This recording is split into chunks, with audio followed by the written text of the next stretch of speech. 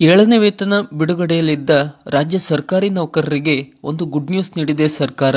ತನ್ನ ನೌಕರರಿಗೆ ನೀಡುವ ವಿವಿಧ ಬಗೆಯ ಭತ್ಯೆಗಳನ್ನು ಸರಿಪಡಿಸಿ ಮರುಪಾವತಿಸುವ ಬಗ್ಗೆ ಹೊಸದಾಗಿ ಆದೇಶವೊಂದನ್ನು ಮಾನವ ಸಂಪನ್ಮೂಲ ನಿರ್ವಹಣಾ ವ್ಯವಸ್ಥೆ 2 ನಿರ್ದೇಶನಾಲಯ ಆರ್ಥಿಕ ಇಲಾಖೆ ಈ ಆದೇಶವನ್ನು ಹೊರಡಿಸಿದೆ. ಆದೇಶದ ವಿವರ ಹೀಗಿದ್ದು, ಯೋಜನಾ ವ್ಯವಸ್ಥಾಪಕರು AHRMS 2 ಕುರಿತು ಈ ಆದೇಶವನ್ನು ಹೊರಡಿಸಿದ್ದು, ಆದೇಶ ಸರ್ಕಾರಿ ನೌಕರರಿಗೆ ತಪ್ಪಾಗಿ, ಹೆಚ್ಚುವರಿಯಾಗಿ, ಕಡಿಮೆಯಾಗಿ ಪಾವತಿಸಲಾದ ವಿವಿಧ ಭತ್ಯೆಗಳನ್ನು ಸರಿಪಡಿಸಿ ಮರುಪಾವತಿಸುವ ಕುರಿತು ಎಂಬ ವಿಷಯ ಒಳಗೊಂಡಿದೆ.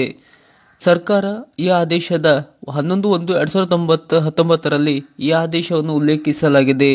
ಮೇಲ್ಕಂಡ ವಿಷಯಕ್ಕೆ ಸಂಬಂಧಿಸಿದಂತೆ ಸರ್ಕಾರದ ವಿವಿಧ ಇಲಾಖೆಗಳ ವಿವಿಧ ವೃಂದ ಹುದ್ದೆಗಳಿಗೆ ಲಭ್ಯವಿದ್ದ ವಿಶೇಷ ಭತ್ಯೆಗಳನ್ನು 1ನೇ ಜನವರಿಯಿಂದ ಜಾರಿಗೆ ಬರುವಂತೆ ಪರಿಷ್ಕರಿಸಲಾಗಿದೆ.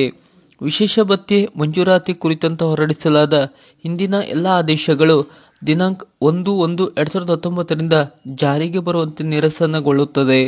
ಶೀಘ್ರ ಲಿಪಿಗಾರರು, ಹಿರಿಯ ಶೀಘ್ರ ಲಿಪಿಗಾರರು, ಪದಾಂಕತಿ ಆಪ್ತ ಸಹಾಯಕರು, ಬೆರಳಚ್ಚುಗಾರರು, ಹಿರಿಯ ಬೆರಳಚ್ಚುಗಾರರು ಇವರುಗಳನ್ನು ಹೊರತುಪಡಿಸಿ ಬೇರೆ ಯಾವುದೇ ಸರ್ಕಾರಿ ನೌಕರರು ಒಂದಕ್ಕಿಂತ ಹೆಚ್ಚಿನ ವಿಶೇಷ ಭತ್ಯೆಗೆ ಅರ್ಹರಾಗತಕ್ಕದ್ದಲ್ಲ. ಪರಂತು ಸಚಿವರು, ಸರ್ಕಾರದ ಕಾರ್ಯದರ್ಶಿಗಳ ವೈಯಕ್ತಿಕ ಶಾಖೆಗೆ ನಿಯುಕ್ತಿಗೊಳಿಸಲಾಗಿರುವ ಶೀಘ್ರ ಲಿಪಿಗಾರರು, ಹಿರಿಯ ಶೀಘ್ರ ಲಿಪಿಗಾರರು, ಪತ್ರಾಂಕಿತ ಆಪ್ತ ಸಹಾಯಕರು, ಬೆರಳಚ್ಚುಗಾರರು, ಹಿರಿಯ ಬೆರಳಚ್ಚುಗಾರರು ವೈಯಕ್ತಿಕ ಶಾಖೆಗೆ ಲಭ್ಯವಿರುವ ವಿಶೇಷ ಭತ್ಯೆಯ ಜೊತೆಗೆ ಅವರು ಹೊಂದಿರುವ ಹುದ್ದೆಗಳಿಗೆ ಲಭ್ಯವಿರುವ ವಿಶೇಷ ಭತ್ಯೆಯನ್ನು ನೀಡಬಹುದಾಗಿದೆ.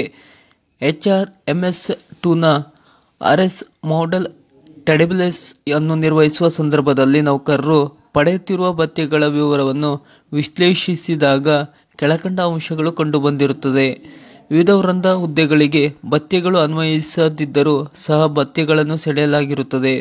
ತಪ್ಪು ವರ್ಗೀಕರಣ ಮಾಡಿ ಭತ್ಯೆಗಳನ್ನು ಸೆಳೆಯಲಾಗಿರುತ್ತದೆ. ನಿಗದಿತ ದರಕ್ಕಿಂತ ಹೆಚ್ಚಿನ ಅಥವಾ ಕಡಿಮೆ ದರದಲ್ಲಿ ಭತ್ಯೆಗಳನ್ನು ಸೆಳೆಯಲಾಗಿರುತ್ತದೆ. ವೃಂದ ಬದಲಾವಣೆಯಾದಾಗ ಹಾಗೂ ಮರು ನೇಮಕಗೊಂಡಾಗ ಹಿಂದಿನ ಭತ್ಯೆಗಳನ್ನು ಸೆಳೆಯಲಾಗಿರುತ್ತದೆ.